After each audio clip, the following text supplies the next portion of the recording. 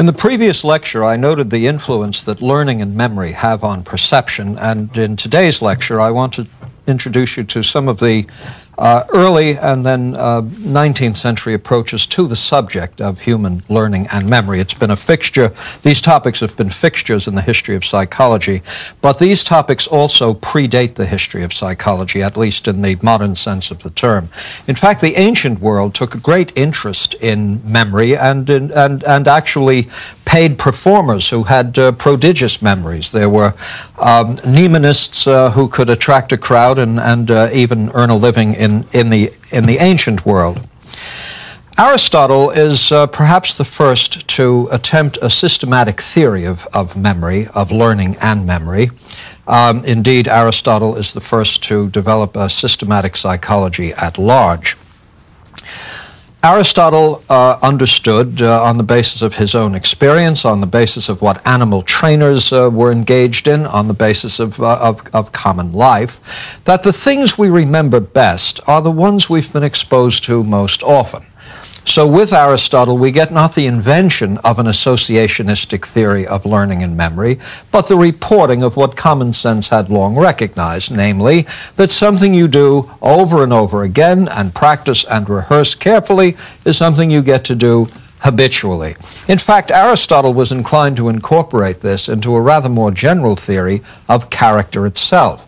It's not a fit subject for today's lecture, but I should point out that on Aristotle's account, the character we develop is the result of lifelong practices. What one is supposed to develop is a veritable habit of virtue, such that virtuous behavior becomes second nature. It's like riding a bicycle. You're no longer thinking about pressing down one foot and then another foot. This is something so ingrained in one's nature that it comes about quite automatically. And on Aristotle's account, the way this happens in the formation of character is the way it happens even in elementary forms of learning.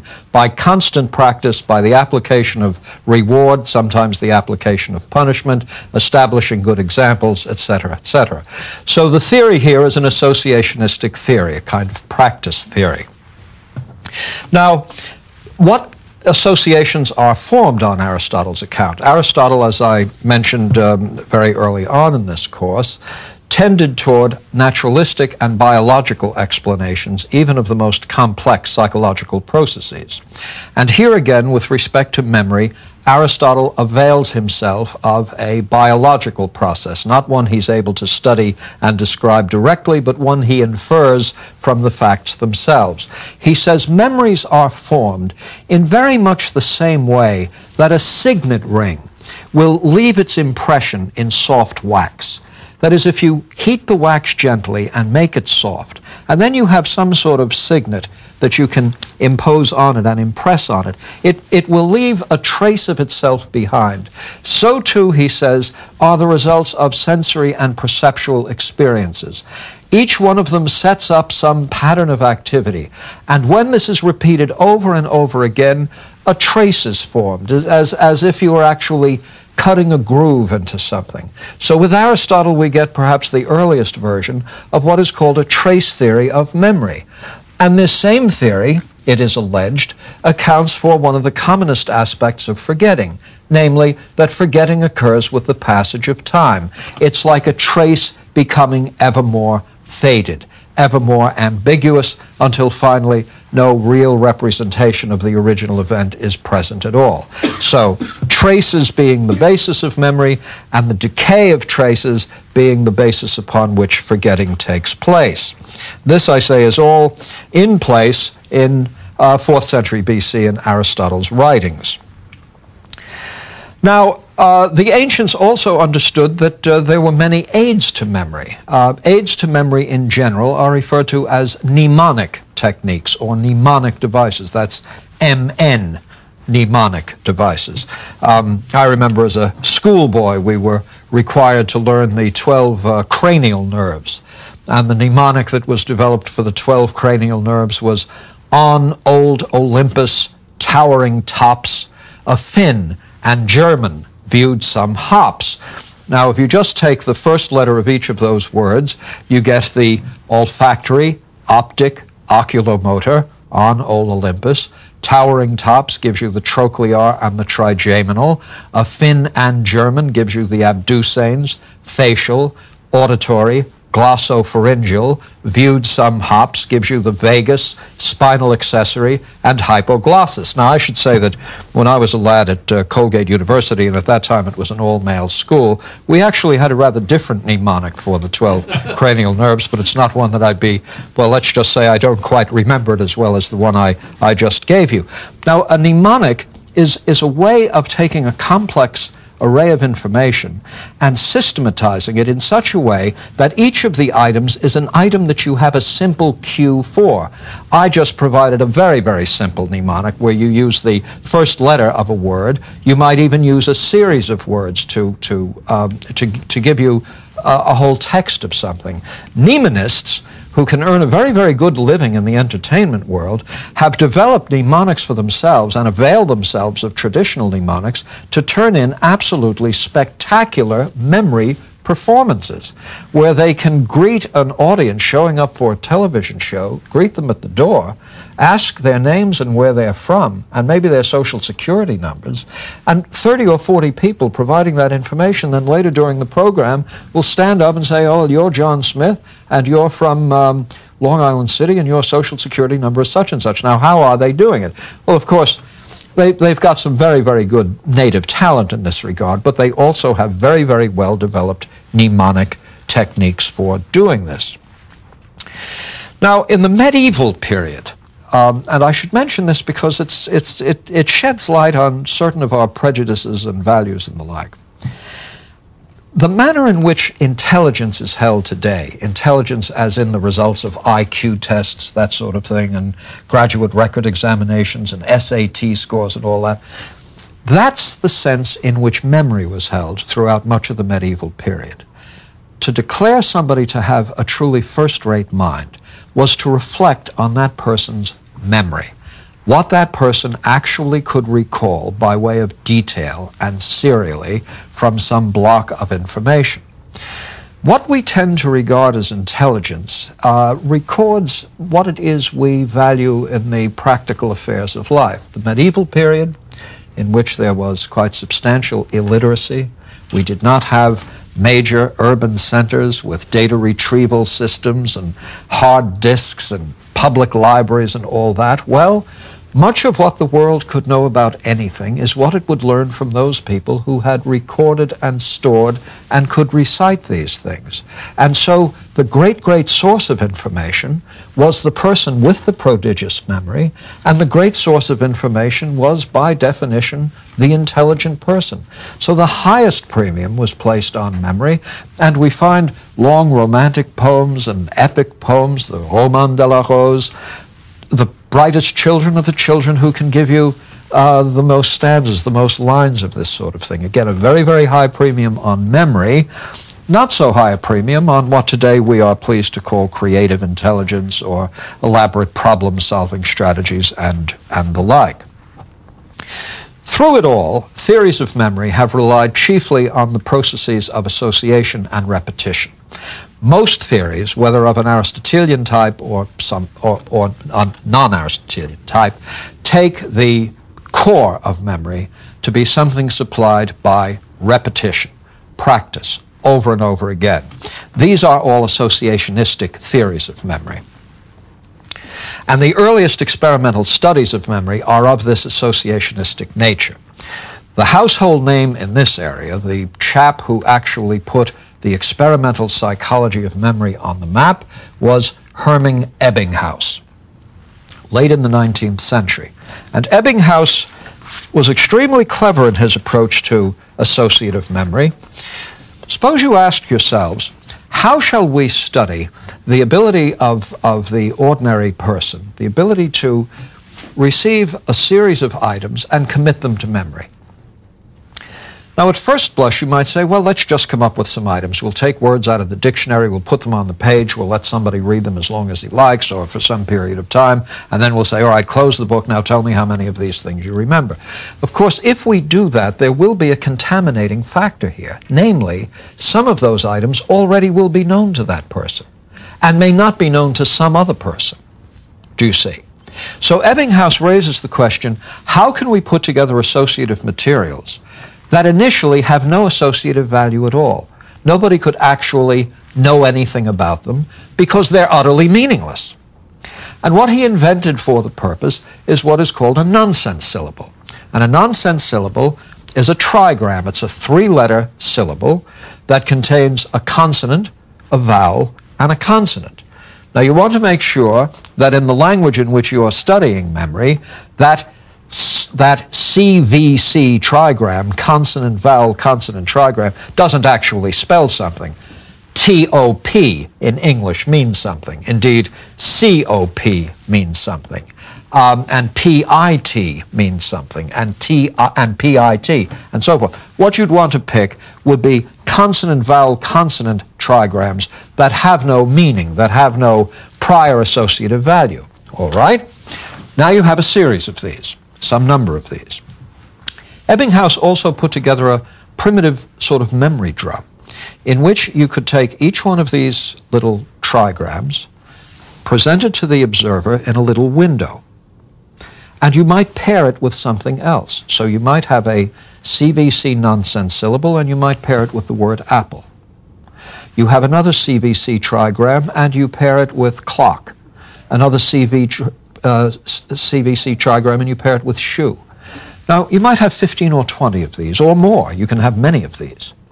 Now, the subject goes through one iteration of this, in which he gets the nonsense syllable, and he gets the word that's associated with the nonsense syllable. One iteration of this. You now present him, after one iteration of this, with the first CVC trigram and ask, all right, what word is associated with that? Now, clearly on the next go-around, it's highly likely that the subject will not remember the word. So what Ебинхаус does is he goes through enough iterations so the subject, given the CVC trigram, can tell you what word is associated with it errorlessly on two successive iterations. And the question then is, how many trials does it take for a subject to be able to put these associated words in memory, calling them back in the right order and making no mistakes? And how are we to quantify the role of practice in all of this? And finally, if we're working within the framework of a trace theory of memory, how good will subjects be at recall 24 hours later, or a week later, or a month later? Now, Ебинхаус undertook these systematic studies and came up with, well, what is at once predictable, but nonetheless useful and to some extent informative, if only by way of introducing a method that proved to be a very worthwhile method. What generalizations might follow from the work that Ебинхаus did? First, well, the trace decay theory, as common sense might predict, does hold up within limits now, and if you don't do a certain kind of study, which I'll be talking about in a little while, the trace decay theory does hold up in that, with the passage of time, people lose what they initially were able to retain after these associative learning tasks. And in fact, if you plot the percent recalled as a function of the interval between initial memorization and testing, you get an exponential decaying function. It looks very much like some sort of a trace is becoming washed out with time. Another technique that Ебинхаus used to determine the strength of memory was through a measurement that he called savings. If Smith has learned a list perfectly, and a period of time elapses, and Smith now no longer turns in a perfect performance, how many new iterations are necessary to get Smith back up to where he was after the initial learning? Now, if you know that it took, let's just make the arithmetic easy, let's say it took 20 iterations for Smith to get it errorless the first time. 20 iterations the first time. Now let's say 3 days go by and Smith is making a lot of errors. And it now takes just 2 iterations for Smith to get back to perfection. Well, you now have 18 units of savings, so to speak, do you see? Whereas if it took 15 iterations, there would have only been 3 units of savings. So savings now becomes a measure of the efficiency of the memory for the particular materials that were presented. And in some studies, even to this day, a century later, savings does become the measure of the persistence and the efficiency of memory. There's something else the Ebinhaus paradigm presents. Suppose we have these CVC trigrams, and let's say a series of 20 or 25 of them matched up with common words. And we now have the subjects learning these to the point where you present the CVC trigram, the subject gives you the word. If you now allow the passage of time to start weakening the performance here, the performance is not weakened uniformly across the list. Rather, what Ebinhaus finds, and what will always be found using this particular experimental paradigm, is that the earliest and most recent items are best recalled, and the intermediate items are least recalled. That is, in any serial learning task, retention is best for the primary and the terminal portions of the series, and retention is worst of all in the intermediary linkages. This, of course, proved to be a strong inducement to theory. And I think if you think about it for a minute, you probably would be able to come up with a theory yourself. The theory that was in place for the longest time is an interference theory. On the assumption that there's going to be some interference effect in memory between adjacent members of a pair, well, obviously nothing's interfering with the first item because nothing comes before the first item. Nothing is interfering with the last item because nothing comes after it that can work back on it. Whereas the intermediate items can suffer some degree of interference both from the earlier occurring items and the just later occurring items. So one explanation for the so-called serial position effect is that interference effects are greatest over the middle range and are least at the beginning and at the end. These are reduced to principles in associative learning studies, and they are referred to respectively as the principle of primacy and the principle of recency. According to the principle of primacy, the earliest items in a series of items is best retained. According to the principle of recency, the most recently occurring items, which is to say the last items in the series, are recalled best. And this, I say, is a rather general phenomenon when one studies associative learning. Well, there was something else that greatly interested the late 19th, early 20th century psychologists studying memory effects. How much can we hold in memory at any given time? And this is a quite interesting question. Pedagogically, it's an interesting question. When one sets out to give a lecture on a subject, the question that naturally arises is, how rapid a rate of information can be supplied, still satisfying oneself that the listener is going to be able to hold on to what you just said as you begin to say some other things. Now, note-taking is a good example of a mnemonic device. The reason you're taking notes is because later on you want to refresh memory. You don't have the kind of memory that a tape recorder has, where all the information is there and it remains there till planet Earth suffers the heat death. So for ordinary mortals, we take notes, we develop mnemonics, we do on all Olympus, towering tops, and all that. But on a moment-to-moment basis, the question arises is, on a moment-to-moment basis, how much information can we hold on to? For example, every one of you probably can recite your Social Security number. Every one of you, I'm sure, can recite your telephone number. Now, that's a 7-digit number. With area code, that's a 10-digit number. I still can't recite my zip code now that they've stretched these things out to unimaginable limits, but the old-fashioned zip code, 21769, I certainly have no trouble with. Now, although everyone in the room can provide his and her phone number with the area code, if I was simply to present everyone in the room with a series of 10 unconnected numbers for a second to put them down, it's highly unlikely that you would, in fact, recall all 10 of them. Or if I gave you 10 words. But I do remember on old Olympus, towering tops, etc., that's 12 words, the 12 cranial nerves. And in fact, actors and actresses routinely commit to memory whole texts without cue cards. So one thing that has to be distinguished is what we can hold in memory as a result of long practice and rehearsal, and what we can hold in memory on a one exposure basis only. The latter got to be called the span of apprehension.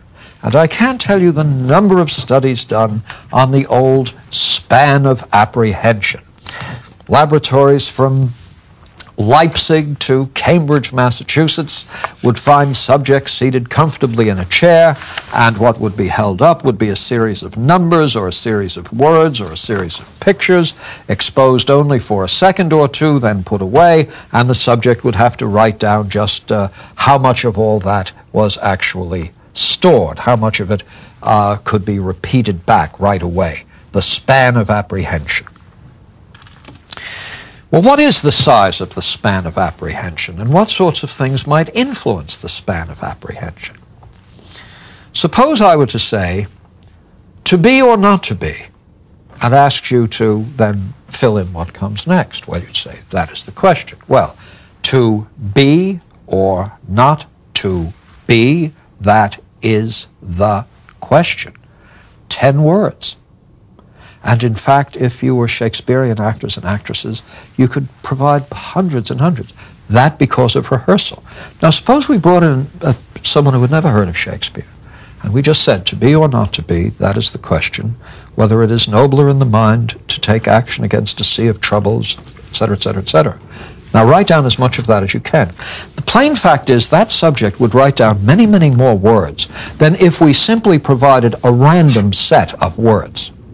Because coherence and meaning are aids to memory even on the first presentation. Similarly, if I brought someone into this room now, let's say just with a broom, that person came over to the front of the lectern, swept something away, and went out of the room, and I asked you to try to provide a sketch of that person, say something about the person's height and weight and so forth, you would turn in a certain set of recollections. If a person came into the room, stood in front of the lectern, and said, the President of the United States has just been shot, and then went out of the room, the report you would turn in on the characteristics of that person would be much more accurate, much more detailed, and the like. This because of the meaningfulness of the event that surrounds the stimulus material itself. So the span of apprehension, we know, just in terms of common sense, is going to be influenced to some extent by meaning, vividness, relevance, and the like. And I say, from the earliest time on, studies were done that tried to tap into processes of that sort. Nonetheless, a fairly consistent picture emerged. The span of apprehension looked to be something like 7 or 8 items wide, so to speak. That is, if you had no opportunity for rehearsal, if you had no opportunity for repetitive, associative learning in the past, the number of items that you could be presented with and hold in memory for an immediate subtest looked to be something like 6, 7, 8, maybe 9 items, long, wide, and the like. It seemed to be a fixed limit, and a limit on the memorial processing capabilities of beings such as ourselves. Well, this turns out to be a far more cluttered story than the old span of apprehension studies ever would have indicated. Because what the span of apprehension studies never distinguished between was memory and retrieval.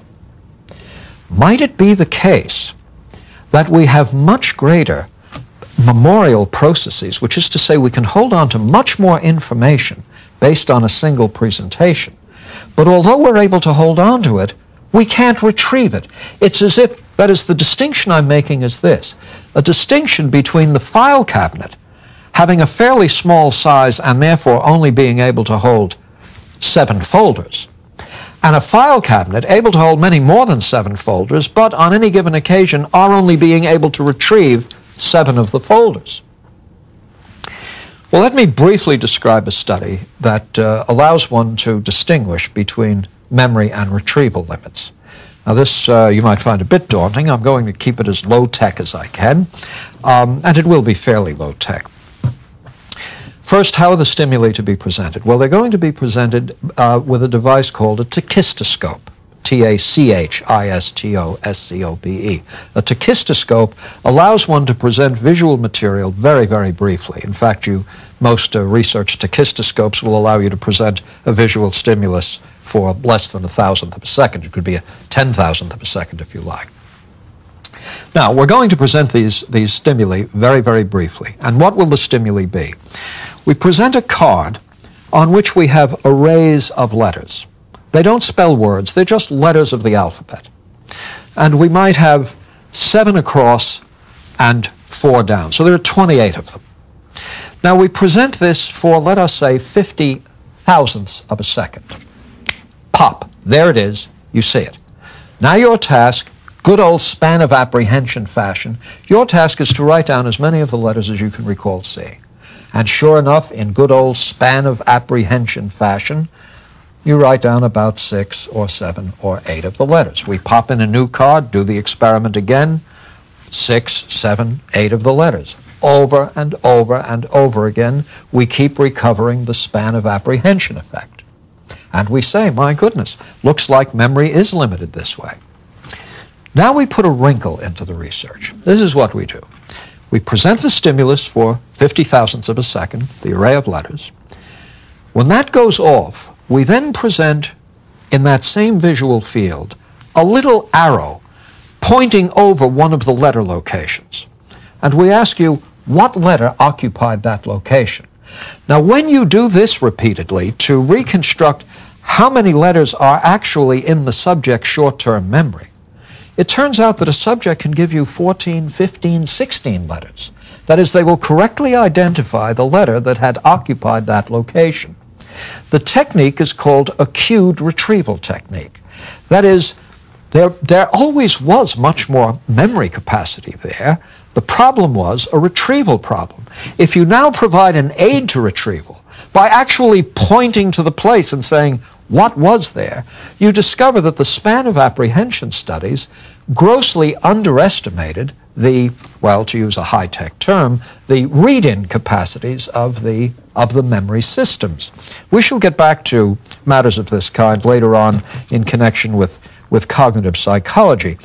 But what is interesting about this, I mean, many things are interesting about this, but the distinction between limitations on memory and limitations on retrieval is not unlike the distinction between conscious and unconscious processes, as these might be understood in a radically different context, namely the psychoanalytic context.